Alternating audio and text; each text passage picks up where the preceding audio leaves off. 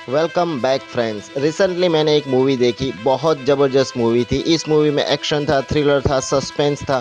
तो सोचा चलो इस मूवी को एक्सप्लेन कर दूं। मूवी का नाम है पॉइंट ब्लैंक। ये एक तेलुगु मूवी है जो इसी साल 2021 में रिलीज़ हुई थी और मूवी की स्टार कास्ट में थे अधीरे अभी, सूर्य कुमार, जीवा। ये एक सस्पेंस थ्रिलर मूवी है, तो वीडियो को एंड तक ज़रूर देखना। तो चलिए मूवी को एक्सप्लेन करते हैं। मूवी की शुरुआत में दो पुलिस वाले बातचीत कर रहे थे, जिनमें से लेडी पुलिस ऑफिसर बताती है कि उसने इस केस की एक कॉपी संभाल कर अपने पास रखी है।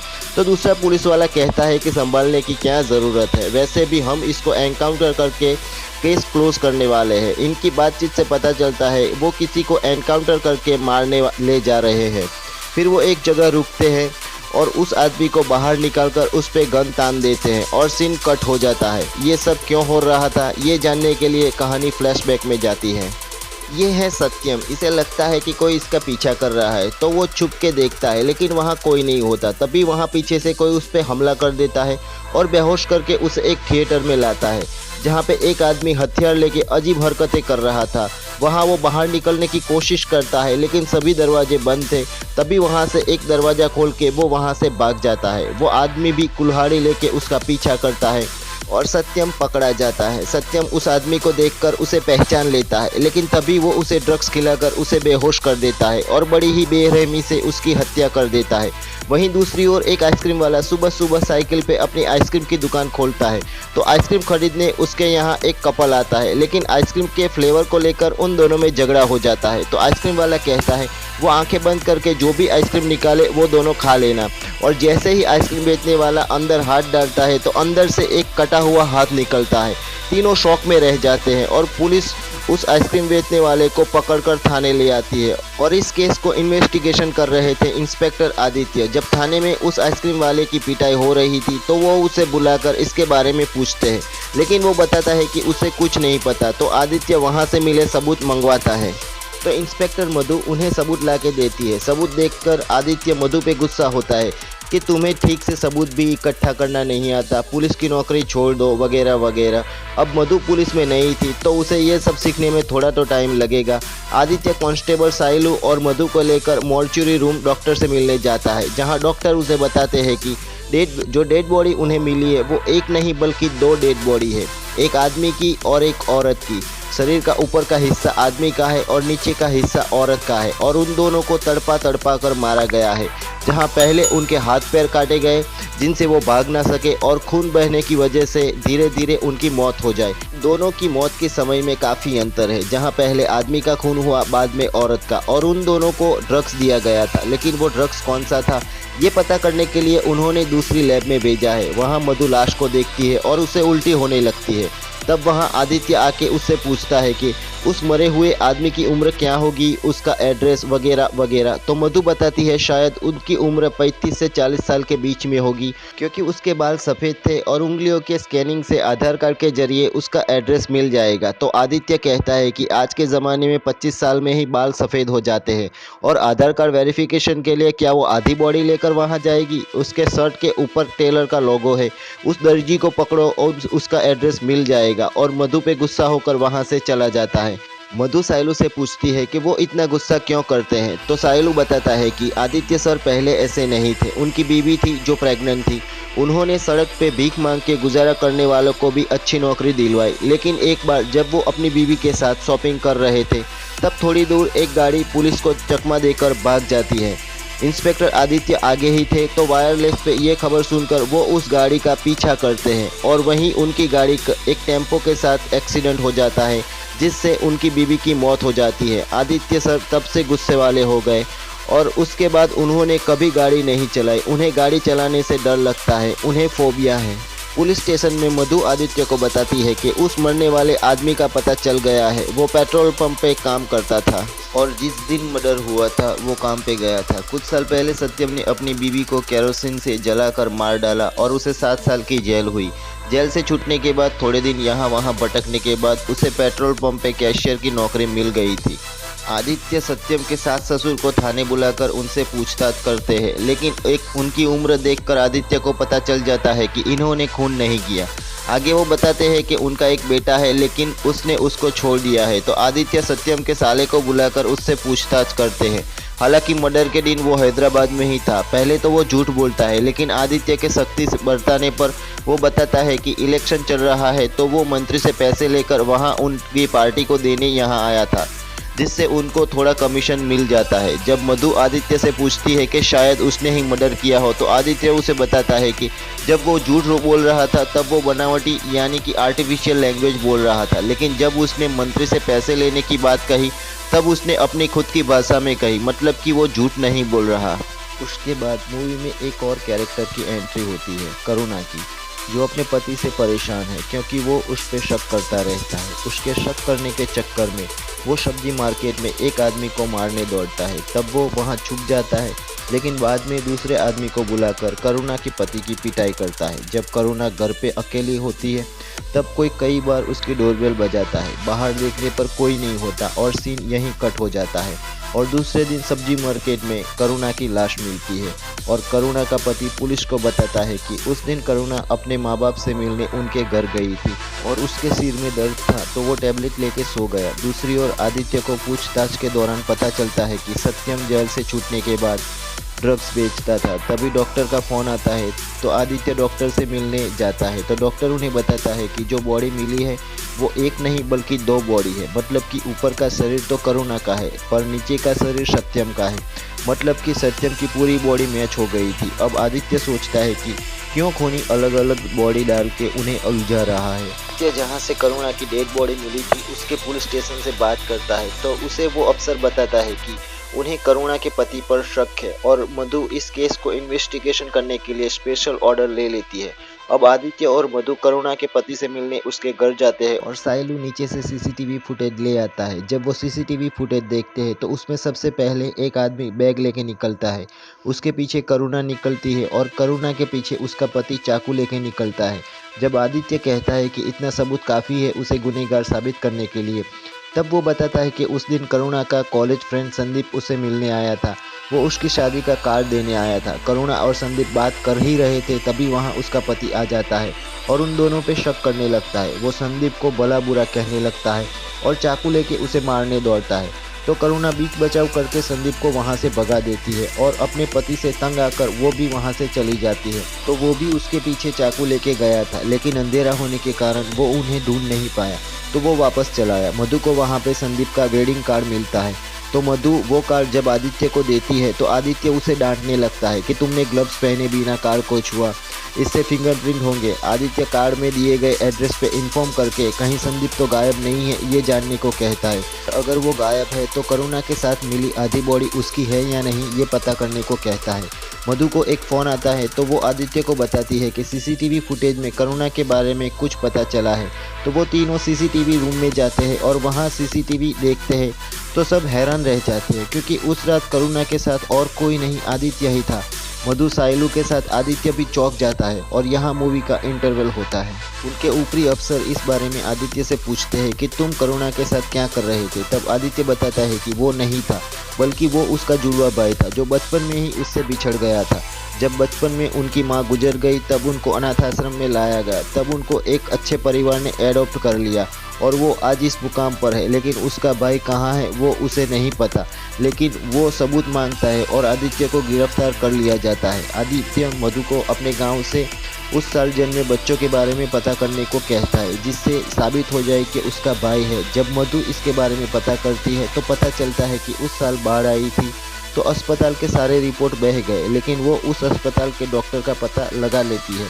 तो मधु साइलू को डॉक्टर के वहाँ भेजती है, तो पता चलता है कि डॉक्टर तो गुजर गए हैं, लेकिन उसका वार्ड बॉय अभी भी जिंदा है। और वार्ड बॉय से पूछने पर पता चल जाता है कि उस साल उस अस्पताल में जुड़वा बच्चों का जन्म हुआ था। आदित्य अभी तक के जितने भी मर्डर इस हालत में हुए हैं उनकी लिस्ट मंगवाता है और उसको लिस्ट मिल जाती है, जहाँ से वो उन सब में कॉमन बात ढूंढता है। तो उसे उन सब में कॉमन बात पता चलती है कि वो सब मातृश्री अनाथ आश्रम में एक दूसरे से जुड़े हुए थे।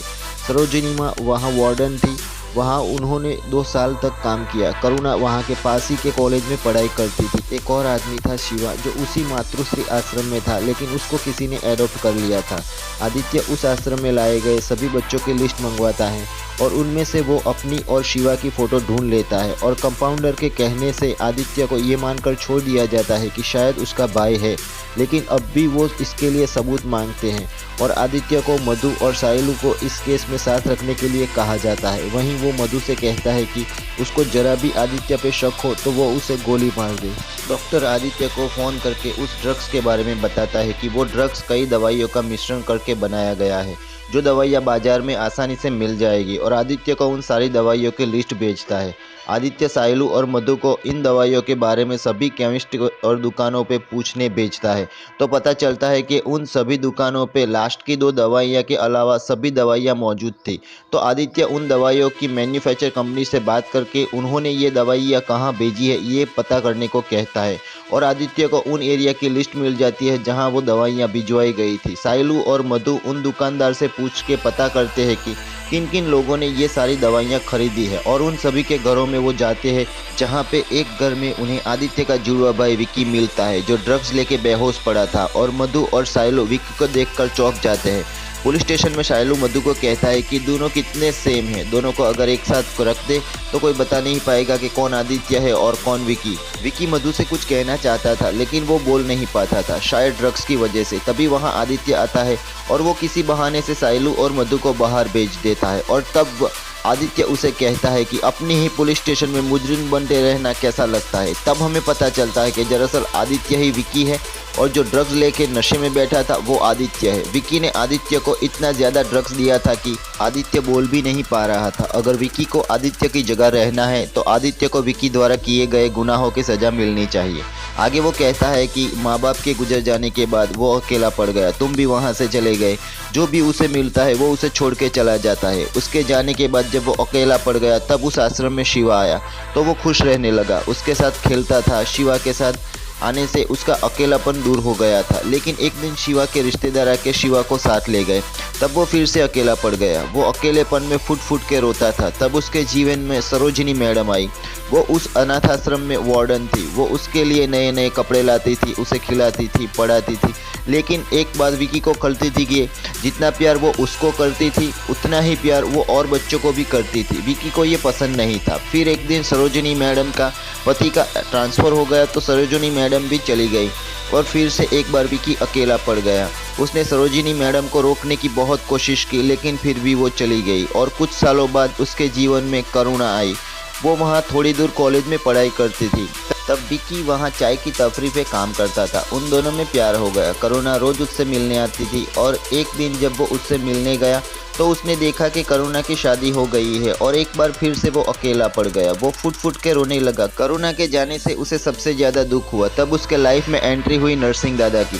नरसिंह दादा ड्रग्स का धंधा करता था, तो वो ड्रग्स की हेराफेरी के लिए विकी का इस्तेमाल करता था, लेकिन विकी द्वारा उसे दिए गए कम पैसे पर नरसिंह दादा उसे पीटता भी था। जब एक बार नरसिंह दादा और विकी ड्रग्स भर रहे थे तभी वहाँ पुलिस आ जाती है। नरसिंह दादा उन्हें रिश्वत देने की कोशिश करता है, लेकिन उन्हें प्रमोशन के लिए उसे पकड़ना ही था। तो नरसिंह दादा उसे कहते हैं कि उसके बजाय विकी को पकड़ लिया जाए, जिससे उनको पैसे भी मिलेंगे और प्रमोशन भी मिलेंगे। जब पुलिस विकी को पकड़ती है तो विकी वहाँ से भाग जाता है।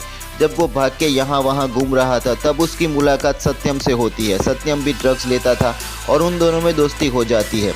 अब विकी ने ड्रग्स को ही अपना बिजनेस बना लिया था, लेकिन एक दिन सत्यम भी एक चिट्ठी लिखकर उसे छोड़ के चला जाता है। तब वो फिर से एक बार अकेला पड़ जाता है। वो भगवान को कोसता है कि क्यों उसने उसकी लाइफ ऐसी बनाई कि जो भी उसकी ज़िंदगी में आता है वो उसे छोड़ के चला जाता है। उसे गुस्सा आता था और उन सबको मारने को मन करता था जो उसे छोड़ के चले गए। सत्यम के चले जाने से वो गुस्सा था। तभी नरसिंह दादा उसे ढूंढते ढूंढते आया और वो उसे मारने लगता है, क्योंकि उसने ड्रग्स का धंधा करके उसी को ग्राहकों को दिया और उसका धंधा बंद कर दिया। सत्यम के जाने से वो दर्द में था और ऊपर से नरसिंह दादा भी उसे मार रहा था। तब वो पलटवार करता है और कुल्हाड़ी लेके उसके हाथ पैर काट के बड़ी ही बेरहमी से नरसिंह दादा की हत्या कर देता है, और उसकी हत्या करके उसे बड़ा सुकून मिलता है। नरसिंह की हत्या कर से उसे जो सुकून मिला था, जो खुशी मिली थी, वो उसे बरकरार रखना चाहता था। इसलिए वो शिवा, सरोजा मैडम, सत्यम, उन सब की हत्या बड़ी बेरहमी से की। जब उसने एक इंटरव्यू के दौरान आदित्य को देखा तभी उसने सोच लिया था कि वो उसकी जगह लेगा, क्योंकि उसकी लाइफ अलग थी।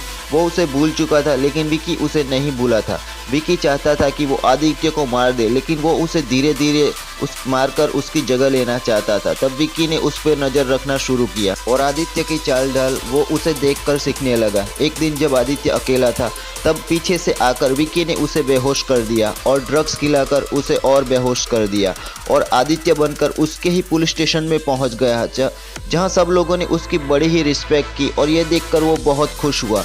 और उसके बाद उसने करुणा की हत्या की। विकी को आदित्य की जगह रहने के लिए आदित्य को विकी की जगह सजा मिलनी चाहिए, इसीलिए उसने मधु को सीसीटीवी के बारे में बताया और मधु ने इन्फॉर्मेशन निकाली और वो पकड़ा गया। और अब उसके गुनाहों की सज़ा आदित्य को मिलेगी और वो यहाँ पुलिस बन के जिएगा। और वो उसे ड्रग्स का इंजेक्शन देके बेहोश कर देता है और मधु से रिपोर्ट लिखवाता है कि उसने ही सभी खून किए हैं, क्योंकि वो सभी 15 साल पहले इसको छोड़ के चले गए थे और गुस्से में उसने सबको मार डाला। मधु को ये बात अजीब लगती है, लेकिन वो रिपोर्ट लिख लेती है। वहाँ पे आदित्य ने टेबल पे कुछ लिखा था, क्योंकि ड्रग्स के कारण आदित्य बोल नहीं पाता था, तो उसने टेबल पे कुछ लिखा था, लेकिन मधु उसे देखे बिना आदित्य को लॉकअप में डाल देती है। दूसरी ओर मिनिस्टर पुलिस पे प्रेशर डालता है कि उस हत्यारे को लॉकअप में डालने के बजाय उसका एनकाउंटर करके उससे मार दिया जाए। पहले तो पुलिस वाले नहीं मानते, लेकिन बाद में वो पुलिस स्टेशन के बाहर उसका एनकाउंटर करने के लिए मान जाता है और वो मधु को विकी का एनकाउंटर करने के लिए कहता है। तभी वहाँ विकी आ जाता है और वो खुद ही एनकाउंटर करेगा ये कहता है और उसे मारने के लिए गाड़ी में बिठाया जाता है और विकी मधु से गाड़ी चलाने के लिए चाबी मांगता है। तब मधु को शौक लगता है, क्योंकि आदित्य सर तो कभी गाड़ी चलाते नहीं थे, उन्हें तो गाड़ी चलाने का फोबिया है। गाड़ी में मधु बताती है कि उसने इस केस की एक सॉफ्ट कॉपी संभाल कर रखी है। ये वही सीन है जो मूवी की शुरुआत में आता है और वहाँ मधु का किसी को फ़ोन आता है। वो आदित्य को लेके एक सुनसान जगह पहुंचते हैं जहां वो उसे मार सके। वो आदित्य को आगे भेजते हैं और मधु उस पर निशाना लगाती है।